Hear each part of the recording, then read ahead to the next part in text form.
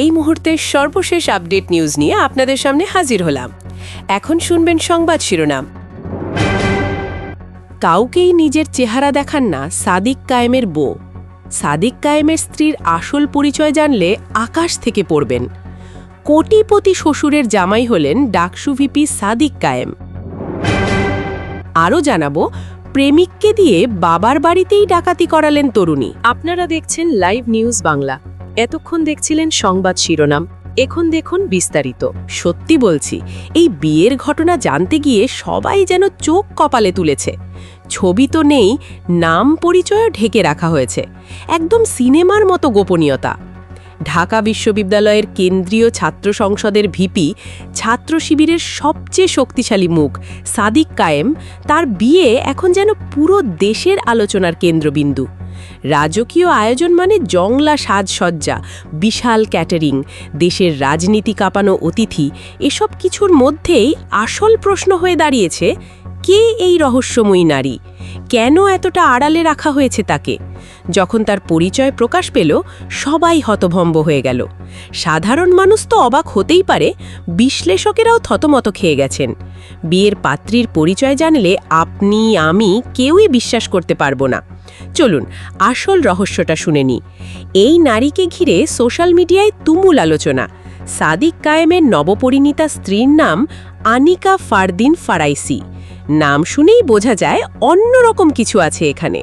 অনেকেই জানতে চেয়েছেন, ভিপি সাদিক কায়েমের স্ত্রী কি ইসলামী রাজনীতির সঙ্গে যুক্ত, ছাত্র শিবিরের কোনো উইং, নাকি সাধারণ পরিবারের মেয়ে? আচ্ছা, একদমই না। আনিকা ফারাইসি আসলে সাধারণ ঘরের মেয়ে নন। তিনি একজন সফল ডাক্তার, চিকিৎসাবিদ।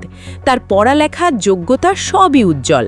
শুধু তাই নয়, ঐতিহ্যবাহী কুমিল্লার 14 গ্রামের মেয়ে তিনি।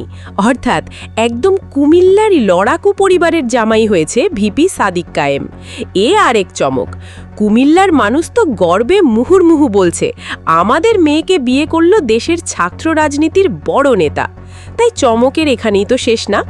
দেখুন, আনিকা ফারদিন ফারাইসির পরিবারের পরিচয় শুনলে তখনই তো আসল বিস্ময় প্রকাশ পায়। তার বাবা জনাব আয়ুব আলী ফারাইসি, বাংলাদেশের কর্পোরেট দুনিয়ার অন্যতম বড় নাম।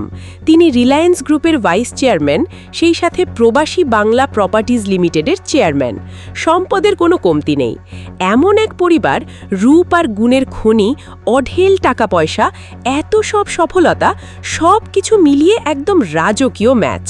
মনে হয় বিয়ের মূল আকর্ষণ শুধু পাত্রপাত্রীর মধ্যে সীমাবদ্ধ ছিল না, বিয়ের আয়োজনটাই যেন আগের সব ইতিহাস ছাপিয়ে গেছে। ঢাকা বিশ্ববিদ্যালয়ের কেন্দ্রীয় জামে মসজিদে বিয়ের আসর বসে। তখন দেশের সবচেয়ে হাই প্রোফাইল অতিথিরা হাজির। বিয়ের দোয়া করেছেন শুনুন জামাতে ইসলামের আমির ডক্টর শফিকুর রহমান। তার পাশে জামাতের সেক্রেটারি জেনারেল গোলাম পরোয়ার, বিশ্ববিদ্যালয়ের শিক্ষক, শিক্ষার্থী, সাবেক বর্তমান ডাকসু নেতা, সবাই একসঙ্গে। একবার কল্পনা করুন, দেশের সবচেয়ে বড় রাজনৈতিক দলের সর্বোচ্চ নেতা দাঁড়িয়ে হাতে তুলে নবদম্পতির জন্য দোয়া করছেন, পেছনে নেতারা সারিবদ্ধ আমিন আমিন বলছেন। রাজনীতি যেখানে শুধু ক্ষমতা আর দলাবলির গল্প, সেখানে এমন আধ্যাত্মিক বিশুদ্ধ মুহূর্ত সত্যিই মন ছুঁয়ে যায়। বিকেল গড়িয়ে সন্ধ্যা, শাহবাগের কনভেনশন হলে বিয়ের উৎসব চলল। এখানে ঘটে গেল এক ঐতিহাসিক রাজনৈতিক মিলন। যেসব নেতা বিপরীত মেরুর, তারা এক টেবিলে, এক ছাদে মিলেমিশে গল্প করছেন, খাচ্ছেন। দলমতের বাইরে বিএনপি থেকে শুরু করে সবাই হাজির। এক বিশাল হেভিওয়েট উপস্থিতি। এটা শুধু বিয়ে না, ডান বাম সব পক্ষের একসঙ্গে আসার অসাধারণ সুযোগ। পুরো ঘটনা শুনে বোঝা যায় এটা কোনো সাধারণ বিয়ে ছিল না। রাজনীতি, কর্পোরেট, এলিট সোসাইটি সব কিছু মিলিয়ে একদম ফিল্মি ও রাজকীয় মিলন মেলা। এখনও কেউ বলছেই যে এই বিয়ের ছবি, ভিডিও সামনে এলে হয়তো দেশের নতুন আলোড়ন উঠে যাবে। অনুষ্ঠানে ঢুকে চোখে পড়ল বর্তমান অন্তর্বর্তী সরকারের প্রতিমন্ত্রী ইশরাক হোসেন আর ঢাকা দক্ষিণের প্রশাসক আব্দুস সালাম সশরীরে হাজির হয়েছেন। তাদের দুইজনকে এক ফ্রেমে হাসি মুখে পাশাপাশি দেখার মতো চমক আরও কম কিছুর না। রাজনৈতিক বিশ্লেষকেরা তো রীতিমতো একটা অত্রিনিবিড় একটা বার্তা ধরলেন, কারণ ইশরাক হোসেন আর আব্দুস সালাম ওরা দুজনেই ঢাকা দক্ষিণ সিটি কর্পোরেশনের মেয়র নির্বাচনের অন্যতম মুখ্য প্রতিদ্বন্দ্বী। পদটা একই, প্রতিযোগিতাও মুখোমুখি, মাঠে এক নীরব রাজনৈতিক যুদ্ধই চলছে। কিন্তু সাদিকের বিয়েতে এসে ওরা দেখিয়ে দিল ব্যক্তিগত বা সামাজিক সম্পর্কের ওপর রাজনীতির প্রতিযোগিতা জিততে পারে না। হাসি খুশি একে অন্যের সাথে সময় কাটিয়েছে, বোঝেছে সৌহার্দ্যপূর্ণ পরিবেশ। আর একটা কথাই তো সর্বাধিক আলোচনার কেন্দ্রে ছিল, কট্টর জামাত বিরোধী ইশরাক হোসেন অনুষ্ঠানটা মাতিয়ে তুলেছেন। রাজনীতির মাঠে ইশরাক বহুবার বলেছেন জামাতের আদর্শের পুরো বিপরীতে তিনি দাঁড়িয়ে আছেন, তাও সাদিকের বিয়েতেও উপস্থিত, যেন উদার পরিপক্ক তরুণ নেতৃত্বের নিদর্শন। দেখালেন আদর্শের যুদ্ধ মাঠেই থাকুক, সামাজিক অনুষ্ঠানে তো মানুষ মানুষই। আমরা যারা রাজনৈতিক শিষ্টাচারের উদাহরণ খুঁজতে যাই, এই প্রজন্মের তরুণ নেতাদের কাছে ওটা স্পষ্ট হয়ে গেল। সম্পর্কের মানবতা রাজনীতির পরিচয়ের চেয়ে বড়। উৎসবের পরিবেশ টেনে অন্য এক স্তরে নিয়ে গেছে জাতীয় নাগরিক কমিটি আর এনসিপির তরুণ নেতৃত্ব।